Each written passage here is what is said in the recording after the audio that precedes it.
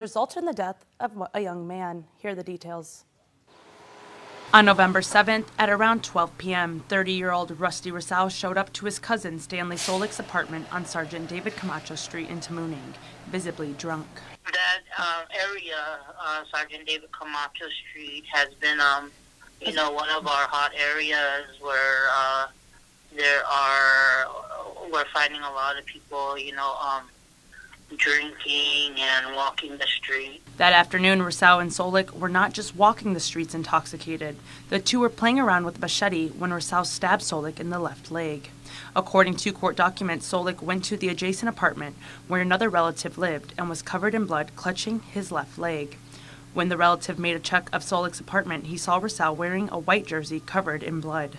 Guam Fire Department spokesperson Kevin Riley said units responded at around 12:30 p.m. to Solik, who was conscious and transported to the Guam Memorial Hospital for his injury. Officers with the Guam Police Department located Rosal about a mile away. He appeared to be highly intoxicated and was observed to have blood on his hands and feet. Court documents state that he was not aware of where the blood came from and that he had consumed approximately 12 cans of beer and 2 bottles of beer. Officers confiscated his clothing at the time of his arrest. Mayor of Tamuning, Louise Rivera, has confirmed with KUAM that she was informed that Solik died Friday. I have been working with the Guam Police Department and the neighbors in the area. We have our neighborhood crime watch, to report incidents, crimes when they're seeing it, if they're starting to see things happen,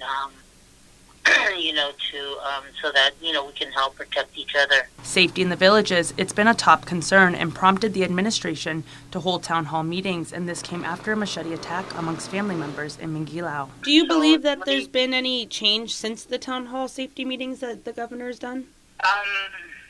There is an awareness, that we are out there. We're also posting signs that, that we have an active crime watch group, that are, looking out. Taking another step, the village leader said in this particular area, they are now working with GPD to patrol this crime-heavy location.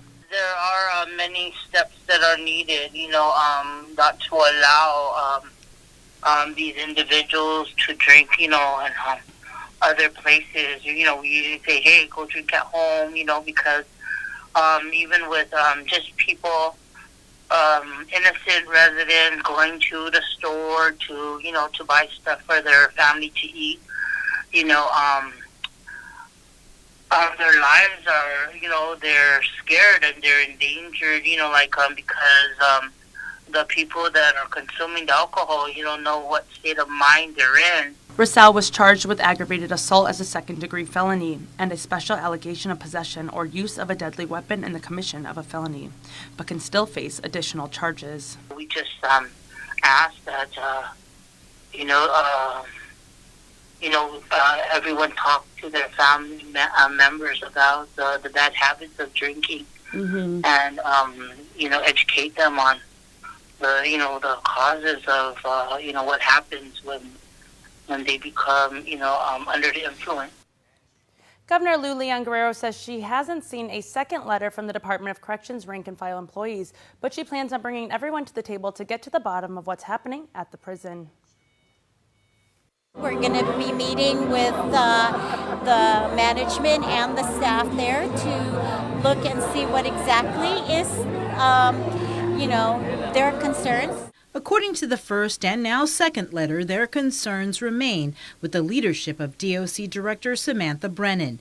After last week's second oversight with DOC, employees maintained their concerns were still not addressed. In their second letter, they were not only disappointed with the fact that only 3 senators showed up, but the response from the Leon Guerrero Tenorio administration. Last week, Adelup responded to the first letter stating, quote, problems have persisted at DOC for years, so we are not surprised that there are strong institutional forces resistant to change. Although the governor hasn't seen the second letter, today she maintained her position. I've always said that one of the things that does happen when you come in to make changes is that there will be some resistance. In the second letter, DOC employees wrote, quote, "We are very disappointed at this administration so far. No one likes change, but no one likes work in a hostile environment with no morale at all, most especially working in a prison." The governor says she plans on meeting with DOC management and staff To look and see what exactly is, their concerns. I know management and leadership is some of their concerns, but I'd like to know more in details. What exactly is it? Is it the working environment? Is it the lack of staffing? Is it no training? Is it facilities? According to the letters, it's all of the above, plus the lack of support from elected leaders who they feel their concerns are falling on deaf ears. Quote, "How much more information does this administration need?" End quote. Following two oversight hearings over the Department of Corrections, Vice Speaker Talina Nelson has introduced legislation that would speed up the process of hiring new officers. During last week's oversight hearing, Director Samantha Brennan confirmed that officers were working 24-hour shifts and that in some instances, one officer would be assigned to watch up to 50 inmates. DOC officers have gone so far as writing to Vice Speaker Nelson about the concerns of their safety and questionable decisions about the director. Bill 240 would impose a temporary moratorium on a pre-employment requirements for correctional officers. Specifically, it would defer a background investigation and psychological evaluation during the recruit cycle. Introduced 9 months ago, Bill 53 will finally have a public hearing this week. The legislation would ban the use of self-contained underwater breathing apparatus or scuba when fishing in the waters of Guam. The legislation cites a Department of Agriculture report in 2009, suggesting that scuba fishing impacts reef fish populations and that restrictions of this method will ensure refuge for fish populations in deeper water. Bill 53 states that if passed, Guam would join 63 other countries, states, and/or islands to ban scuba fishing. According to an online petition posted on change.org, more than 1,200 people support the legislation. The measure is sponsored by Senator Sabina Perez, Clint Rigel, and Speaker Tina Muñoz Barnes. The public hearing is scheduled for this Wednesday, November 13th at 3 o'clock p.m. in the Guam Congress Building. The Leon Guerrero Tenorio administration is working on the logistics involving the cost that will be incurred to challenge Dave Davis' decision. Last Friday, Guam received the official word that the U.S. Supreme Court granted the extension request filed by attorney Mike Phillips. Phillips filed the request after he was appointed by the governor to take on the appeal. However, Phillips was not aware that the actual deadline to file the extension had passed a week before his appointment and that the attorney general did not file one. Phillips had to file the extension based on extraordinary circumstances, although it's too early to say whether the Supreme Court will actually take the case. Governor Lou Leon Guerrero says she is hopeful. The fact that they're willing to extend the time frame for writing the appeal is a good sign in my mind. I think the justices are wanting to hear what we are going to say about this issue. So that's a good thing for me. The governor says the administration will be working on the terms of Attorney Phillips' contract. Meanwhile, the extension deadline to file the appeal is December 26th. In July of this year, the Ninth Circuit upheld District Court of Guam Chief Judge Francis Tydinko Gatewood's decision that ruled Guam's plebiscite law was unconstitutional. Davis challenged the local law in 2011 because he was not able to register for the plebiscite because he is not a native inhabitant of Guam. A day to recognize our veterans for their service. The government, community, and military gathered for the annual Veterans Day ceremony held at Epal Beach. Governor Lou Leon Guerrero thanked past and present veterans and their families for their sacrifice in order to protect our freedom. The keynote speech was given by Captain Maria Young, and following, veteran representatives from each branch and villages were recognized. Their sacrifices and their selflessness, we are able to continue to experience the daily lives of freedom here on our island and, of course, throughout the United States. So just happy Veterans Day. This is your special day. Governor Leon Guerrero added that the administration will be working closely with the federal government to provide a quality of life for our veterans. While a special ceremony was held in Tumon to recognize our veterans, some we spoke with took time to reflect on the challenges they're confronted with despite their sacrifices. Juan Fenonia served in the Vietnam War with the U.S. Army, but was medically discharged because of his injuries. So many years that we've been trying to get the Veterans Affairs to recognize not only veterans, but veterans' family, spouses that were there when we went to war. Take, for instance, that MAC flight. Only veterans that are not retired can travel there, not their spouses. You know, I think it's not fair because the spouses are the caregiver of the veterans.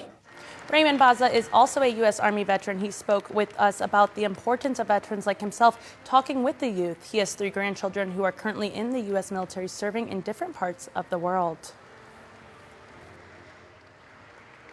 You join the service to learn, to be disciplined, and the best way to be in the service is through education. Education is very good. Yeah, it will lead you all the way up and satisfy your feeling and you enjoy your retirement. Baza and Finonia were among several veterans honored during a ceremony at JFK High School. And 45 applicants from 6 different countries are now United States citizens. A special Veterans Day naturalization ceremony was held, and Commander of Joint Region Marianas, Rear Admiral John Monotny, gave the keynote speech. He began with congratulating the individuals and then asked them to remember a number that is near and dear to his heart. Then he explained why at the end of his speech. I'd like you guys to remember a number, specifically over here. 101-461-1189. I'll tell you right now why that number is important to me. See, that number is my mom's naturalization number. My mom sat in an audience like this, over here, and I was sitting over in the back, over there probably not paying attention because I was about 9 years old, about 40 years ago, in a ceremony very similar to this in Chicago, Illinois. She spoke the same words you just spoke. Throughout Rear Admiral Monotny's speech, he reflected on this important time in his life and emphasized to all to never forget that we are a nation of immigrants. Stick around for more news here on Prime Time. Get up-to-the-minute news, plus access to alerts, streaming radio, promotions, and more on your mobile device by downloading the KUAM News mobile app, available at the App Store now.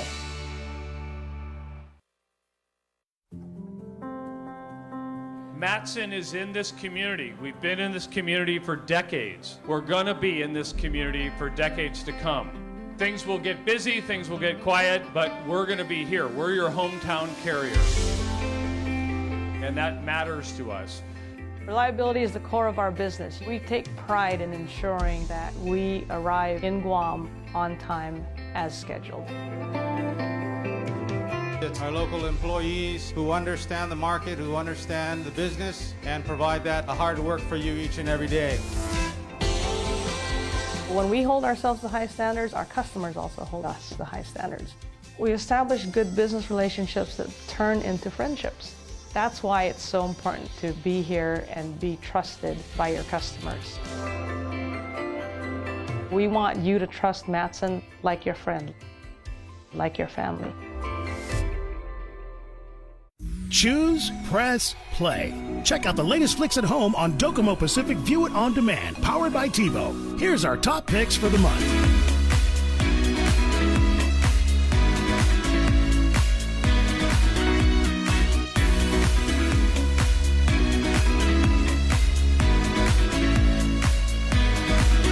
Choose, press, play, and enjoy endless entertainment with View It On Demand, powered by TiVo on Docomo Pacific. Better together. We value relationships because when we commit, I love you guys until you're 80, until you're 90, until you're 100, forever. We are in it for the long run, so you can enjoy the moments that matter. Because when we commit to relationships, we never stop caring. Calvo's Select Care, health care that is always there for you. Federal employees and annuitants enroll today. It's a special delivery to your inbox every week with your KUAM News Roundup, program advisories, and promotions. Sign up for the weekly KUAM Digital Digest today on KUAM.com.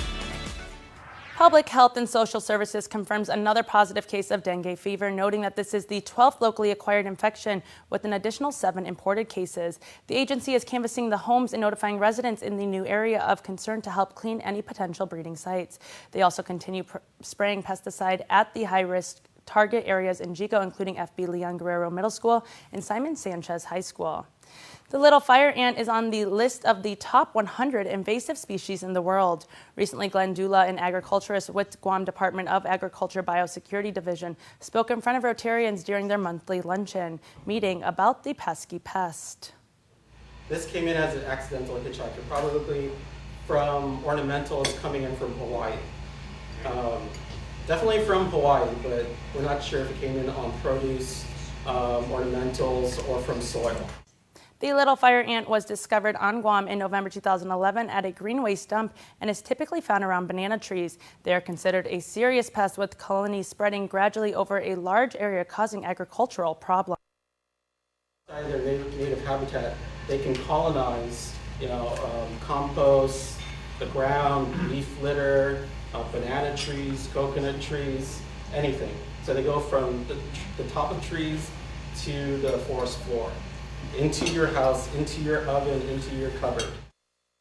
He adds they've applied for a grant from the Department of the Interior to bring in technology to help treat the infested forest areas that are difficult to reach.